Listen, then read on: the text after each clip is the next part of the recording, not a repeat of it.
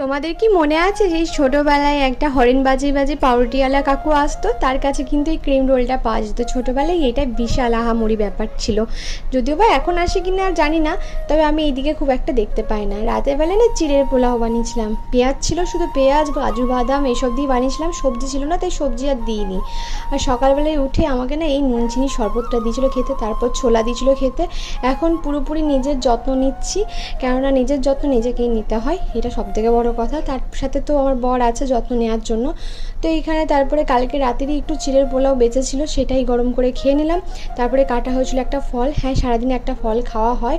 আর এখানে হয়েছিল হচ্ছে পাঁঠার মাংস। আজকে না এখানে পাঁঠার মাংস কেটেছিল। আমাকে মাটনটা খেতে বলেছে, কিন্তু আমার অতটাও খুব একটা ভালো লাগে না, কিন্তু এখন বেশ ভালোই লাগে। তো এখানে মাটনটা একদম পাতলা ঝোল করেছিলাম, আর সাথে করেছিলাম পাঁপড় ভাজা, আমের চাটনি ছিল সেই কারণে।